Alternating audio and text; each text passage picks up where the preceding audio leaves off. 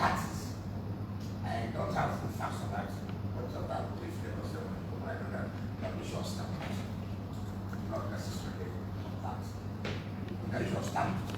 So the point I'm trying to make, there have not been any pronouncement by the Supreme Court as regards the issue of that. Well, you have said that you want this, that this is going to benefit the states. Yeah.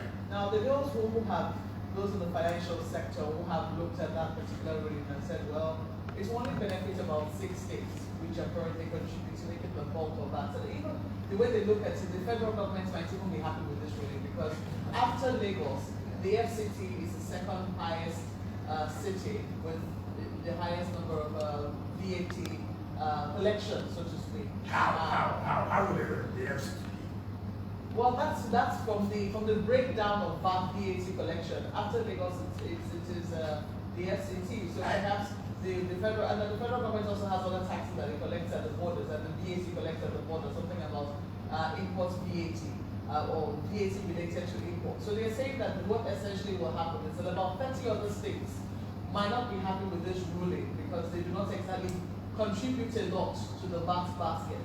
How do you think that's going to work with this? Let me just say this, for example. What we're asking, what we're saying, what you're collecting, are you entitled to collect? The mere fact whether state A or B will be the beneficiaries of that does not matter. What you're collecting, are you entitled to collect it? Okay, So I'm coming to the second part of it. The second part of it, it is not correct that other states will not benefit. It is not correct. That is what they set out to report to states in order not to support. It is not correct. Like I said here, for example, I've given you the example of River State. We are awarded contract to the tune of this amount, right? And this is the fact for that particular one that was collected. Let me quickly read out this report to you. This is from PwC. It's a PwC report, PricewaterhouseCoopers. It's ironically the biggest losers will be the states except Lagos. A few states like Kano, Rivers, Oyo, Kaduna, Delta, and Katsina may experience minimal impact, while at least 30 states, which account for less than 20% of VAT collection, will suffer significant revenue decline. The federal government may in fact be better off, given that the FCT generates the second highest VAT after Lagos, in addition to import and non-import foreign VAT. Yes. That's not my problem. What I'm saying is, first of all, the mere fact that you are doing something to benefit every state, for example, and what you are doing is illegal. Let me ask you, what exactly is the big deal with collection of taxes? Because people it's not a big deal. Take for example, we're talking about source of revenue. No, let me quickly refine this. Yes. What I mean is that when you do collect tax, there will be a cost attached to the collection. You will have to have an office for the collection of tax, and when you have to put a machinery in place to be able to collect this tax. And if you think about the fact that already states get 75% of whatever is collected from their states, what exactly why is collection of taxes by states extremely important? Listen, I don't know why that should be a problem. What I'm saying is this. The law says it's my responsibility to collect social tax. If I have no capacity to collect, it's within my body to get somebody who will collect that tax for me. I'm not just saying that you are collecting tax without no authority. So it's not an issue of whether what is there, like, oh, you have to celebrate. We have our own revenue board. They collect some of our taxes. We are not saying they are not doing well. They are doing very well. Right? So the issue is not what's the issue about this collection. Maybe I should refine that question. Okay. I guess what I mean to say, is there added benefit when states are able to collect VAT? Why not? That's what I'm doing. You are sharing what, for example, I'm supposed to get 3 billion. Now you are delaying me from getting that 3 billion every month. If my revenue board goes for a collection and get the 3 billion for me, that will help me to put up a development project. In other words, you would not remit anything to the federal government. Oh, this is no. I see. No. So nothing is now going to get to the federal government. They are not Everything is now responsible going for to the collection of facts. Okay. So but if they are the one that the state should manage and then you share 50 or whatever ratio. It's a different thing. We have always said that the issue of fact should be collected by the state. Collected and kept. I think that's extremely important. No, collected by the state because it is the state that ought to tax the citizens on that area. And because, of course, you know how our system works. Maybe nobody has cared to say, look, let us challenge this. Let there be a pronouncement by the court on this. So we can raise this matter at once. Your Excellency, you know why I'm trying to emphasize it? Because when you talk about collection, I think the bone of contention is actually when you collect the tax, it's about the states keeping the tax that they have collected. Isn't that correct? Yeah. In other words, nothing is now going to be remitted. If you collect 100 billion, for instance, as VAT in River State, it means the River State government is entitled to keep that. Not in all taxes, that's for example. No, VAT, I'm being very specific. Yes. In other words, nothing is remitted from VAT to the federal government. Yes. Okay. But some other taxes, whether stamp duties, the state may collect and share with them. That's extremely important. That's what I'm saying. But the issue of fact is to be collected by the state, for the state. Indeed. That's the point we are making. And that's what everybody has been clamoring for. This is supposed to be collected by the state, but it is state revenue that ought to come to the state. And like I said, because nobody challenged it yesterday, does not mean that nobody will challenge it today.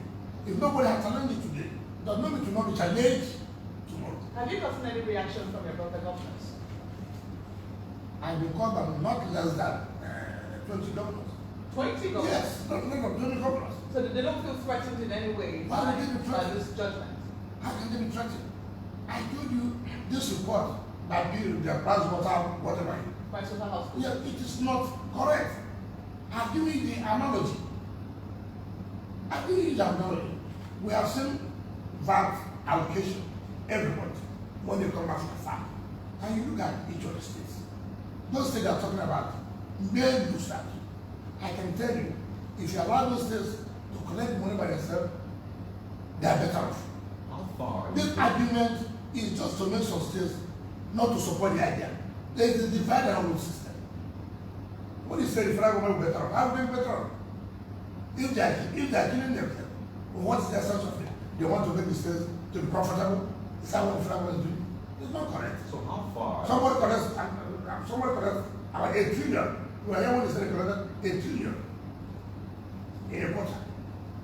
Then FRC they take 4% for the collection. 4% of the trillion is amount. And what are they doing? No, tell me what are they doing? I am the one sending the VAT. I have just said here, Minister of Finance, they need the money to you. So why do you have to be corrected? Well, they are appealing the judgment already. So what? We are not afraid of that. Appealing judgment of that's not a stay of the execution. We are saying it's not an issue of whether we must win. It's an issue that must be laid to rest once and for all. That we need a initial pronouncement on this issue. And that is what we are concerned about. It's not about River State winning or any other state winning or losing. No. There should be a judicial pronouncement on this matter. Because the matter has been ranging for years. Right. So I don't want to buy the idea somebody collecting 4% of what I have suffered to collect. Like I said, we are remitting to the amount of money to you. What is the effort? What do you help the state? This is money paid by the state to contractors, and we deduct taxes and then send to you. And you are collecting 4% of it for connection. Tell me what percentage you put in place. What makes that? So how far are states willing to go with this now? I mean, FIRS has appealed. We don't know what the future holds. But would you go further to say, I mean, retrospectively, what has happened over the past years? Would you ask the federal government to pay back to the states? Obviously, at the end of the day, we'll get consultants to find out how much the FIRS collect from River State and how much will be to us. The balance we have to refund the money. So it's our money. From how many years now? It doesn't matter how many years. The law, the private law, I think it is a start It is not an issue. It is not an issue.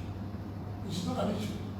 If you have collected my money for the past 20 years, nothing stopping from taking it back. It's not an issue. How significant do you think this will be in the income of the federal government? That's the problem. Why not talk about how will it improve the income of the state? We'll come to that. No.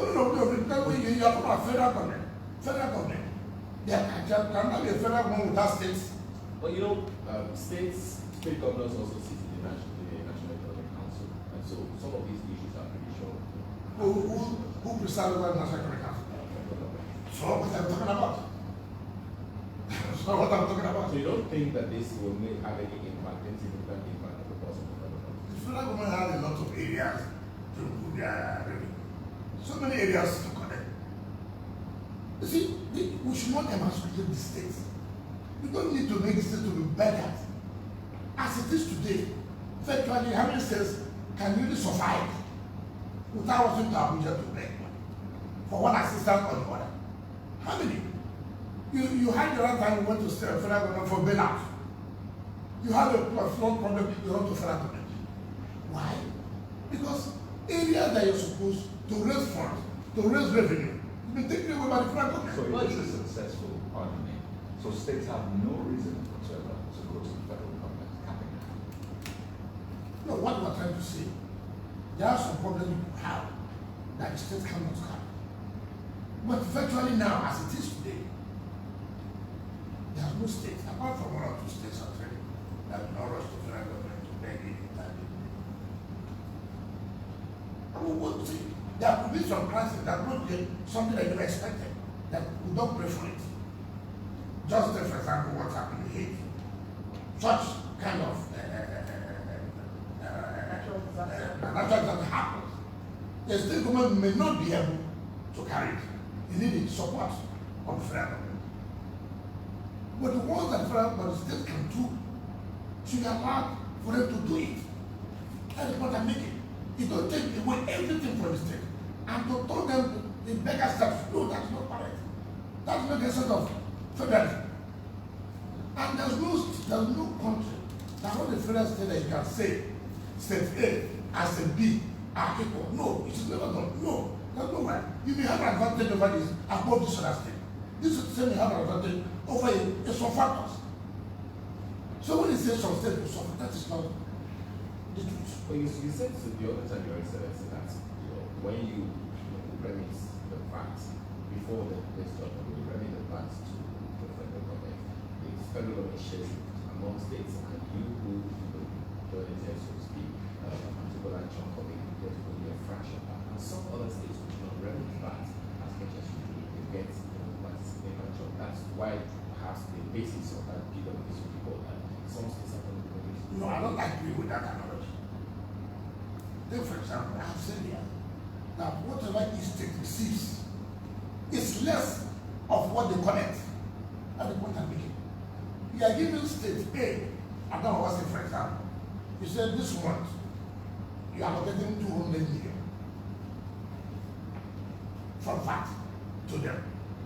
And I'm saying that if Adamawa is allowed to collect the VAT by themselves, that Adamawa will make more than 200 million now. Everyone, that's the point I'm saying. In other words, there'll be an incentive for them. Of course. So you don't need to compare what Adamawa is making as to what the state is making. It's not possible.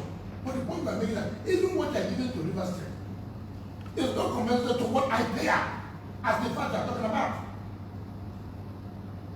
So you can't bring this argument to tell people that it is some states will lose. Well, yeah. Therefore, there's no need for our states to collect the fact. No, it's not correct. What we are saying, whether some states will lose or not, what they are collecting is illegal. That's the issue. We won't because, okay, are you saying that because it will benefit everybody, so there should be fraction in the constitution? Well, talking about the Constitution, Your Excellency, the Constitution amendment is currently ongoing, and I'm sure that the number of states will be looking at what is going on. Because the River State government, or you as from where you sit, the position you occupy, are you interested in the Constitution amendment? How would you ask every Nigerian whether they're interested in the constitutional amendment, like we issue about constitutional amendment, had been that the country is not working well, that because the constitution will have, there should be some kind of amendments to take care of certain things that were not in the state at the time the constitution was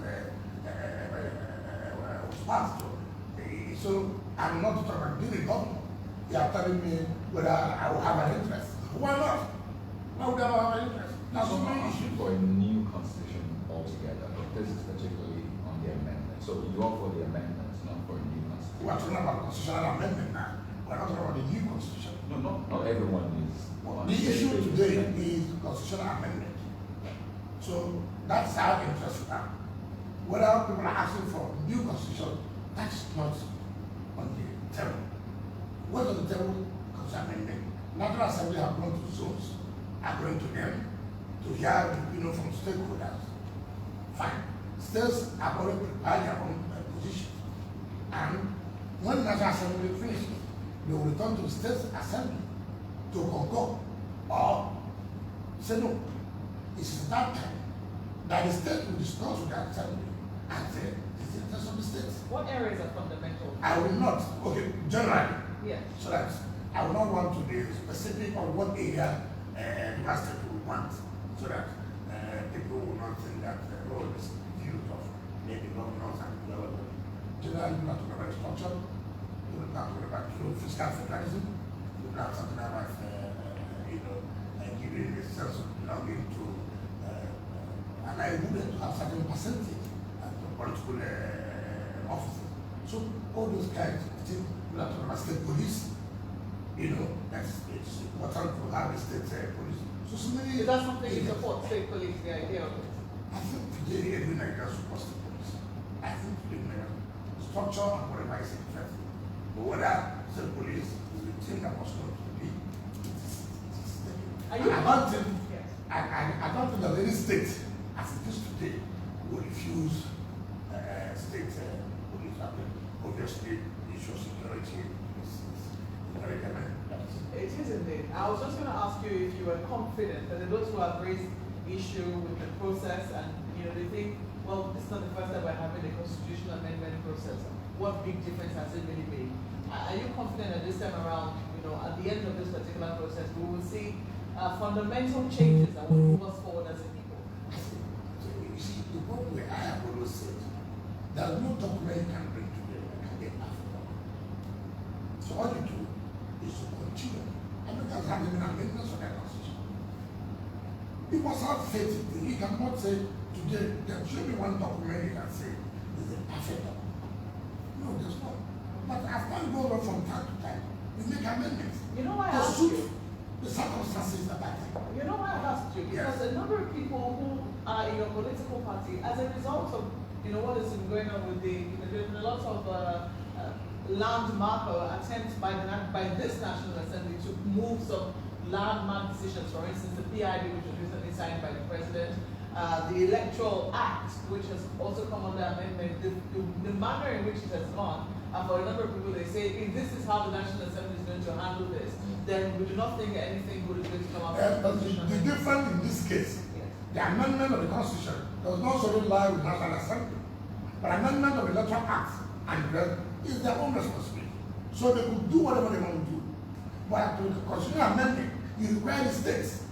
So you can't just sit in the Senate or the House of Representatives to say, we have amended the Constitution. No.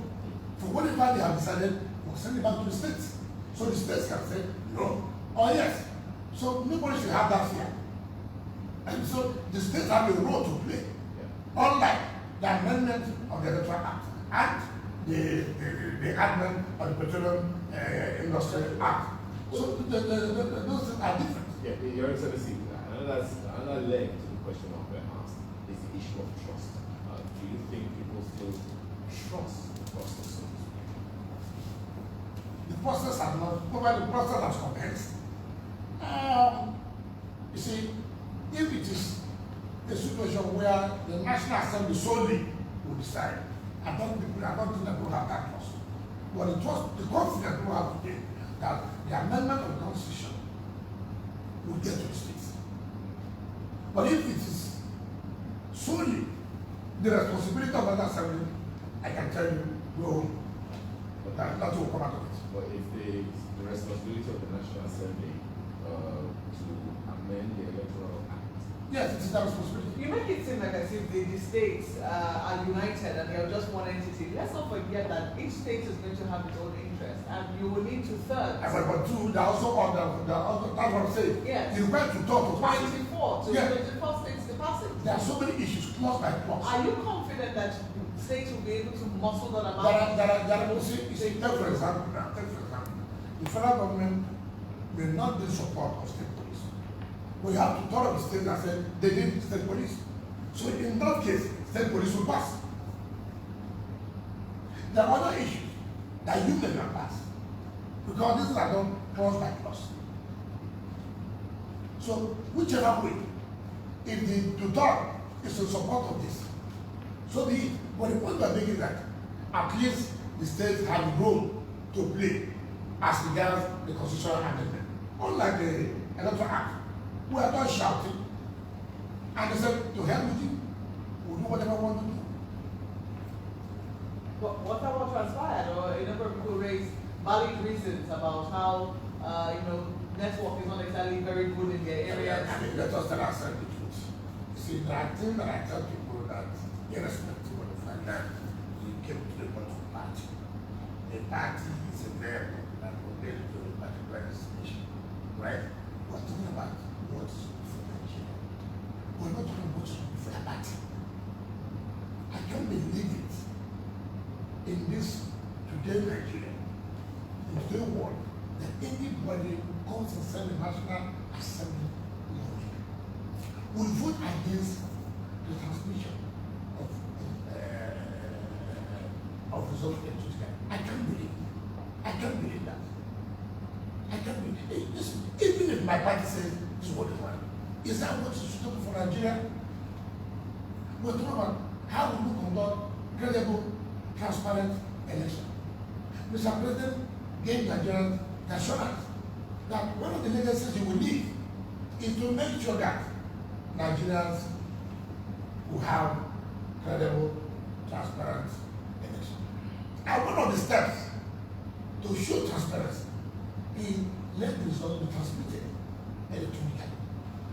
You remember when Mr. President was declared the winner of that election in 2015, he had always said that the introduction of the candidate was a good innovation. And we thought he would have improved on that to show, look, what I saw in 2015, if that was not there, probably I would have been written down. So he made President Jonathan, right? And what I was seeing now, instead of improving on that, we're going back. And I can't believe that a ruling party that have assured Nigerians that in fact, to tell you how this, how you cannot trust the system. The chairman of INEC Senate, who recommended this electronic transmission of results, voted against it. Can you imagine that? I'm the chairman of a committee that made this recommendation. I went to the floor of Senate. I voted what I recommended. I voted against what I recommended. Now, if you are the one, or if such a person is their father, or is their uncle, or what how you know him, will you not walk up to him? Uncle, Dad, come on. What's the problem? You are the chairman of the committee. You recommended this. Perhaps if you didn't agree with them in the committee. It don't come back about you're the chairman. You would have said no. But you said here, you signed. And then you went to the floor of the Senate and voted against it. He has to carry what the committee says. He's not a. That is the point. No, the point I'm making. You are the chairman of the committee. Indeed. That's what they said. Minority view. You have minority view coming down. But the more that we take, that gives you that backing. But having signed no opposition, I cannot be a chairman of the committee. That I made a recommendation and then in voting, I said, oh, my party said I should vote no. That tells on my credibility. Okay. That tells on my credibility. Instead, I will abstain. Your Excellency, there's more about this that we can unpack, but we'll take it further when we come from this way.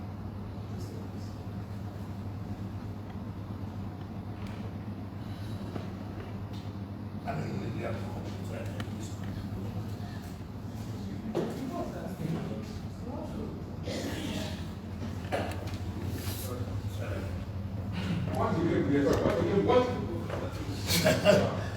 I don't have that problem.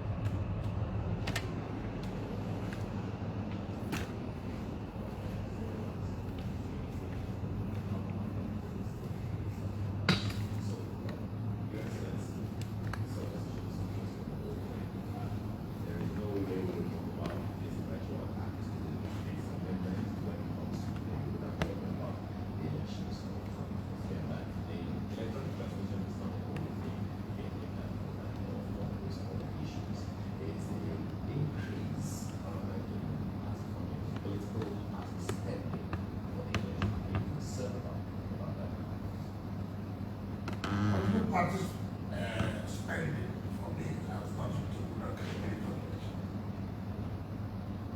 See, first of all, I think we should not just channels. That the party is spending social content does not affect the conduct of the election. What Nigerians are talking about, my conduct of election, for us to have confidence that those that have the mandate, I declare that winner. Yes, what we've always found is that somehow introduction of any electronic means by the umpire has always not been received well by the party in power. We found that out with the card readers. There was stiff opposition against INEC at the time the card readers was introduced. By who? By the party in power, It's by not- the PDP. It's not correct. Remember, the president was under PDP. The PDP, if PDP had opposed it, I never would have been that candidate. Oh, PDP never opposed it. there was stiff opposition No, you don't- against. you know, I remember very No, clearly. Mr. President would have supported it and you said the PDP will oppose it. No, certainly not. But that does not mean that you may not have, I mean, it's a matter of the president. Has the president opposed the introduction? The president hasn't done It's that. fully in He support, hasn't. it's fully support of not of Nyesom or anything, it's fully support. Has he said it? He doesn't need to say it. He should veto it. He should veto it. To say no, this is not the promise I made to Nigerians. But And I told Nigerians, one legacy I will leave for is to conduct free, fair, transparent election. Only one arm of the National Assembly, only one, that's the Senate, has vetoed that. I mean, or has passed that. The House of Representatives has given the leeway to INEC to do what It's neither here nor there. It's neither here nor there. I mean, what's that? You remember the chaos, the confusion that happened in the House of Representatives. You remember that people walked out to tell you how important that issue was as at that time. Look, we are talking about 2023. We're talking about how we can give people should have confidence in the resource that will come out. So your recommendation is that the president should veto? It should. If Mr. President said, one legacy I will leave, or one of the legacies I'm going to leave, is to conduct a free and fair. And the first step of that, to show that you want to conduct a transparent election, is let result be transmitted electronically. And then your party went to this, and overwhelmingly voted against it. What does it imply? Do you need to tell me that Mr. President is not aware? I mean, we are all that. You need that. Even those I respected, to the people who have conscience,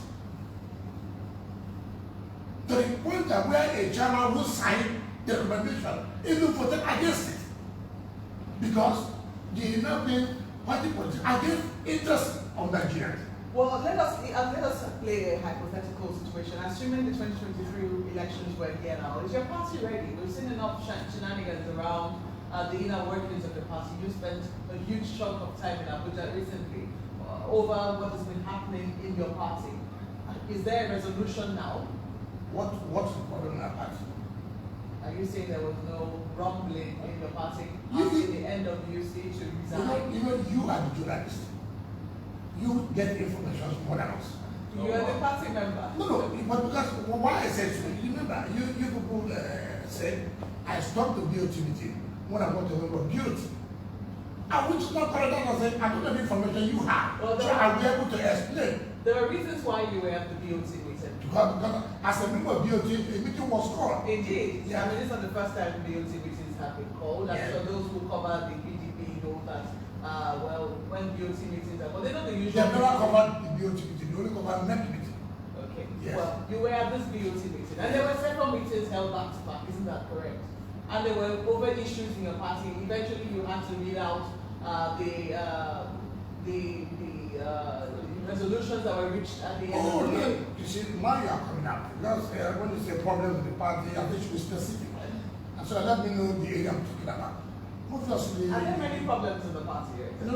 Obviously, you cannot say going towards a house kind of conflict between individuals or groups. It is always that in politics. Like you said, I will ready. If you go to the public and ask Nigerians, is PDP ready to take over power in 2023? If you take a referendum, you will know that Nigerians are really waiting for PDP to take over. But the fear of Nigeria is PDP ready to take over power. Why are they asking that? That they have not seen it. And people like us are concerned about it. Because obviously, it is fine for PDP to take over. But you must be prepared to take over power. And from what we have seen, and also it doesn't matter what anybody may say. With what we have now, it will be difficult to take over the rest of our country if there are no amendments. What were the problems? Leadership. You see, people must always understand this in life. You can be a good coach, doing very well, but there comes a season, have not become. The man will not say I'm a good coach. They say, well, the man who can do. You did well last year, but you say you're not doing well. They are doing this. No, I think we have to look for it. The point I'm trying to make that. Yes. The president of this, as it is today, cannot lead PDP to victory. It doesn't matter what anybody says. Nobody has said they've not done well, one body for that. But we're talking about as it is now, to face the challenges ahead, party to victory. It is not sentiment. It is not what anybody may want to say. The truth of the matter is that there are people who must come out to speak out. Just like I said, on the issue of fact, it is not benefit to Rivers State. It's not. But I said, look, things are going wrong. I have to come and ask you. I won't wait because A state did not speak. When Rivers State government challenged the federal government on the issue of police torture, it is not because of Rivers State. What you are doing is illegal. It will not make the country to move forward. So when I've seen that presently, as it is now, and somebody who loves his party, somebody who has a lot to lose if the party does not regain power, and somebody will tell me I should not speak out. Somebody will tell me you don't need to talk out. No, it will not be so. I will engage it to my party to make sure we position ourselves to take over power in 2023. This is not about presidential ambitions because... Is there anything you do people will not read minutes? Is there anything you do? You know, it's very funny. Are you denying that you have any presidential ambition? Am I not qualified to have a presidential ambition? But for Christ's sake, have I met anybody, whether a retired general or whatever it is, that I would want to run for president? But that also does not mean that you can use that to intimidate me. No. Things are wrong with the party, and you speak out, and somebody somewhere tells you you are doing this because you want to hijack the party. Hijack for what? And these are the same people who before said, I'm the one directing what will happen in the party. If I was the one directing what's happening in the party, and I'm not saying that, okay, the party is not doing well. So what am I hijacking? What are the definitions? Your Excellency, just let me quickly clarify. Yes. Are you confirming to us that you do nurse presidential ambitions for 2023? I have never told anybody that I have presidential ambition. But nobody should also say, I'm not qualified to run for president of this country. That's neither here nor there. No, but the point I'm saying that if I'm prepared to run for president, I will let everyone know. But it's not for you to say, I run for president. No, first of all, you don't run for presidency without due consultation. You don't just wake up in the morning, I want to run for president. You don't wake up in the morning without telling your family. There are things you must do. But the point I'm making, presidency is not here. If for you to be a president, you must have a party.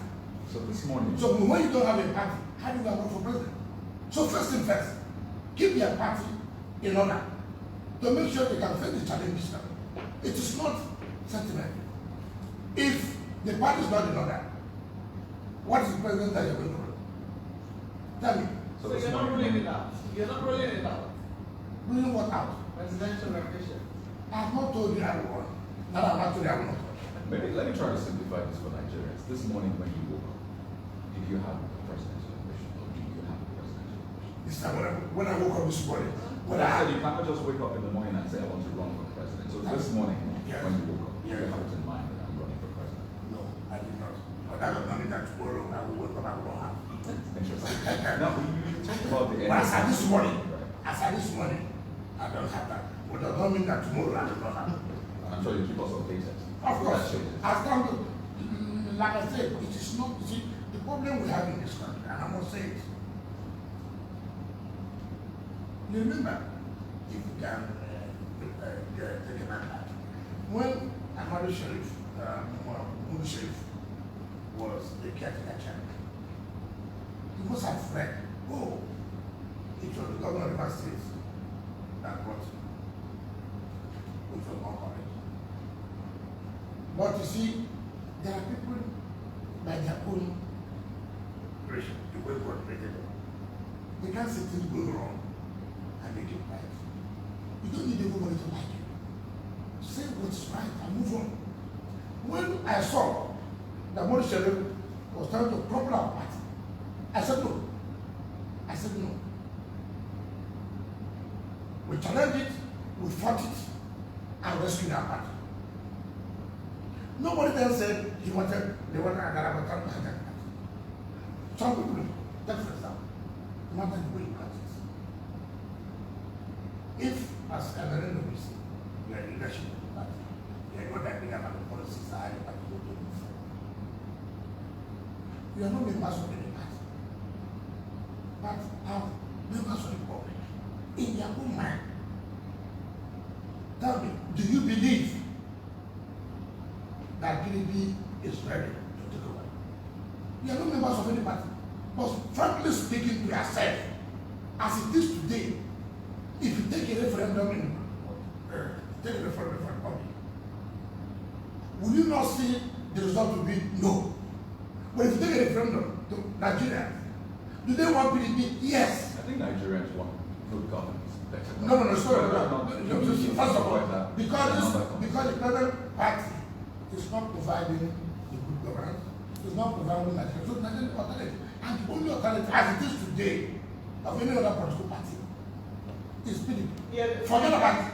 the Nigerians who say we've tested the PDP, that's the reason we kick them out. But what is the Maybe we what is should the try voice? a third What is option. the voice? You see, you've not answered my question. I said, tell us the truth. You're not member of any party. Well, these are the opinions that we've curated. There are people who have said that, you know, the APC and PDP have failed us. Perhaps No, the point I'm asking you, try first of all, another let us not miss our issue. The issue is this. I asked you a question. I said, in the innermost mind, you're not members of any party, but you're members of the public. You listen, you hear, and you read a lot. You asked me a question that is PDP ready to take over power? You asked that question. And I said, there are two things. And I felt ready for PDP, yes. But is PDP ready? It's a different thing. Is that a yes or a no? No, that's what I say. That as it is today, and that's why we are pushing for the party to have other people to lead the party, to give a different, a different strength altogether. Because we are going to attack, you see, if you know this ABC, you need a robust, determined leadership of the party to make sure you match them word by word, action by action. I can tell you that. Now, with what is going on in PDP now, with the way the governors have spoken in unity, with the way the BOT and senior leaders of the party have come up with a position to say, look, we want our party to move on. We don't want us in our party. We're not a real party. And everybody said, okay, make amends, let's do this, let's do that. Okay. And I believe, all those who love the party would abide to that, except you are an agent. You are an agent of the ruling party. But if you are not an agent of the ruling party, there's no way any well-thinking party member or anybody who wants to take over the reins of power in 2023 will go against what the governors and the leaders of the party decision to. Are you saying that the opposition holds in It is that why I say whether and then you think that that's not what the ruling party did. The forward plan is correct. The public plan agents will stabilize is correct. You don't need to ask that kind of question. We all know. Let me tell you something. No, it's not for it about it. It is correct. Let me tell you why. I've been in the system. I've been in politics. I do know. It's not also the matter of that. Yes, it's politics they are playing to get information, to destabilize so that they don't have that strength to compete with them. So that's not my problem. The problem is that why should I be that good? Why should I be that agent of the subsidization? If I'm doing that, then I don't want the progress of this country. Well, Your Excellency, you've been doing quite a bit of work in River State. I mean, there have been a lot of commissioning going on here. I'm just wondering, what exactly is the vision for River State, and how far would you say you've gone in implementing that vision? The good thing for us, I don't know what happened, and somehow it may not be don't get offended that I would say that. Somehow we are very happy that what we have done for our people, what we have achieved. Don't know where we are coming from. We never knew that we get to this state where I am. This is a state that has very crumbled. You used to hear my university before, why United States? When I mean United States, you would talk about which can be good or this person come from. But somehow, everything scattered.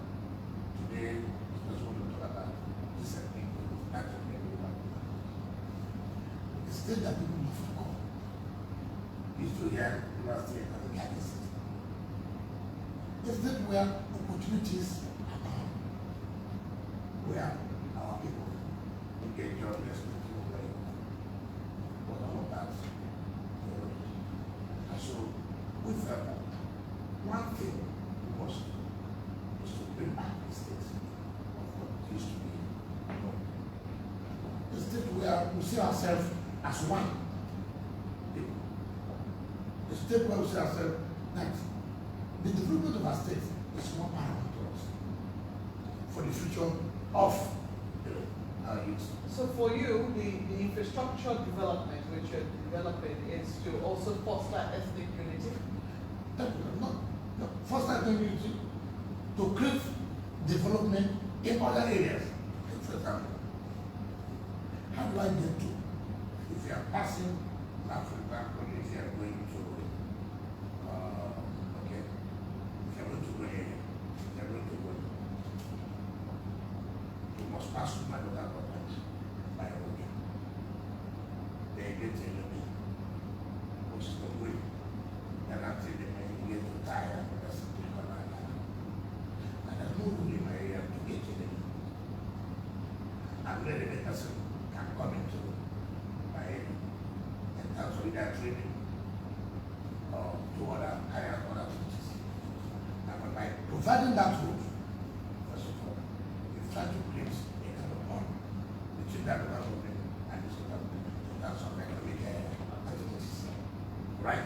So providing roads, one will have economic activities on the area.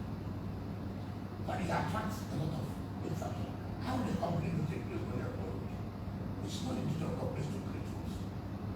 How will investors know when they are going infrastructure? How will they know? How will investors come when there's no security and there's no security? How? These are things you need to provide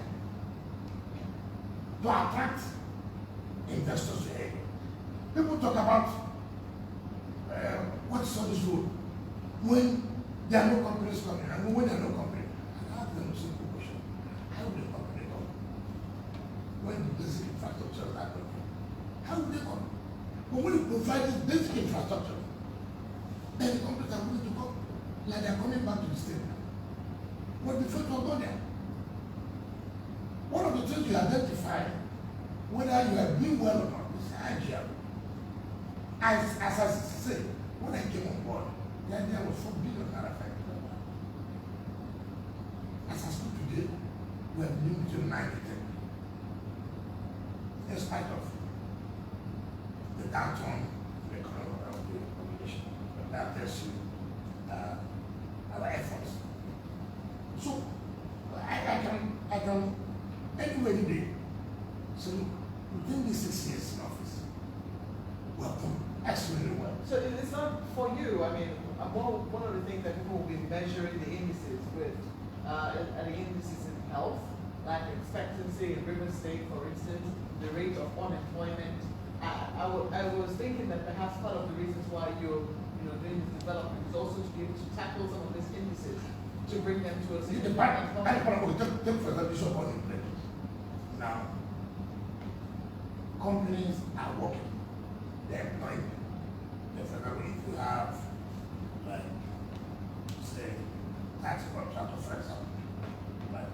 Do you know the staff of Jordan that are doing university alone? You have 4,000. Over 4,000. Where are they from? Where are they from? They're all rivers as residents. People think creation of employment is only when you work in ministries. Right? Now, that alone builds on the creates an indirect job. People who deal with supply of laterite, sand, cement, make sales and get money for their family and take care of their families. So creation of employment is not only when people advertise for people to work in ministries. And that has always been, when we talk about the index, why do you measure? When people say the rate of unemployment, I'm going to challenge the Bureau of Statistics. What are their measure? What are parameters of measuring the rate of unemployment and the rate of employment in a particular Do you state? have a yardstick for measuring in your own state? Why not? Take for example, I have the list of unemployed youths as of those who are registered. Right? Now, when I look at the list, assuming there are 8,000, do you understand? And then it has come down to say 7,000, for example. Will you not say that you are reducing the level of unemployment? Are you reducing it as fast as you would like to? That's the question. First of all, it is not possible because of the downturn in the economy of the country. You cannot, after into consider the effect of COVID-19, you know that affected the world economy. And you cannot say you will be faster than the national economy. No, it's not possible. Because the first thing you must know is that our economy will run one economy, the moon economy, dependent on one product. Once anything happens, it affects the entire state. So no state, every state economy is dependent on what the national economy is. And that is the truth. That's why some most of the states say, look, we are bringing investors. Why do you? But there are factors. Who clear them? How do they go? So there are situations where sabotage comes in. I remember there are some investors we wanted to connect. And they got a bad report, which the country shouldn't do. Which the country shouldn't do. How would you? Because you want to stimulate the state. You send a bad report that you don't think it is good to go to that state now. And that is not good. But that's been political. Not being honest. Yes, that's been a political. In fact, Was it a representation of the true situation of things as at that time? it was not.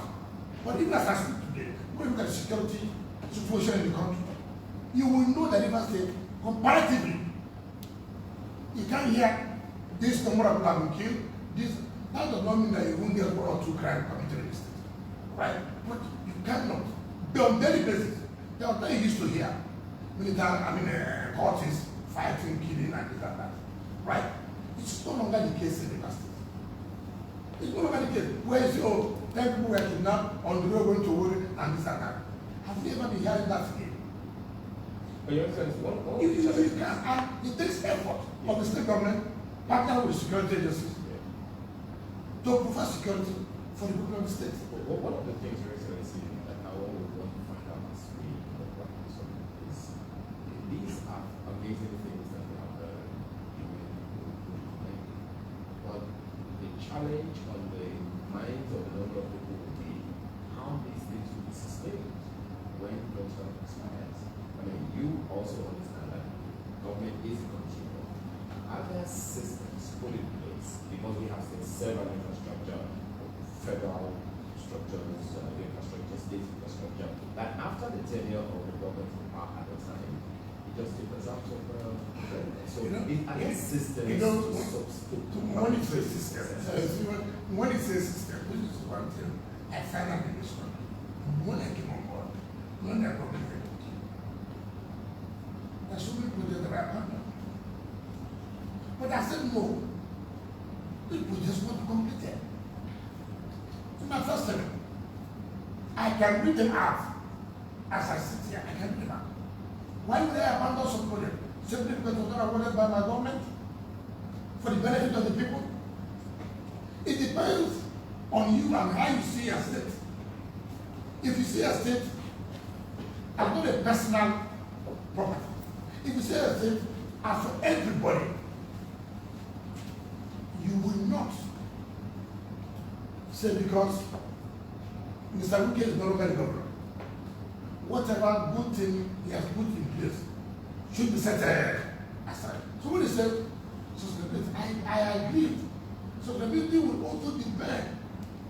If I put structures now, right, that look as well now, we have more than China. How do we maintain it? How do we keep it? Right? And I leave. You understand me?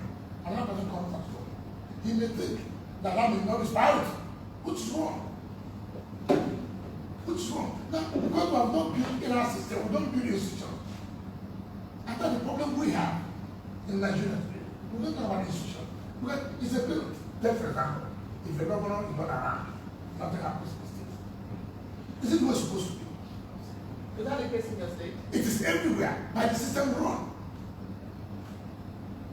But you see, in an advanced country, whether Mr. President tells them, this must move on. Because institutions have been built. After the institution, we don't find ourselves here. Everything is dependent on one person. It's not even unfairly. It's true. It's not a question of where you will laugh. It is true. But the day Mr. President travels, that's the end of it. Well, Your Excellency, we have to follow the ground as well because I mean, there are so many things to unpack with you. I think we will talk about it, let's say, for 4 hours. It's not going to be enough to go all the issues with you. But today we have to thank you very much for your time and respect to the nation. His Excellency, Mr. Wike, thank you. Well, from the signals that I'm getting, me too. Well, I think we have technology news at least. We see on mail Festus Akimboyewa, Alamin Ribadu, and also Frank Egajibi. Yes. Well, there has to be so many. I mean, come on. We're speaking with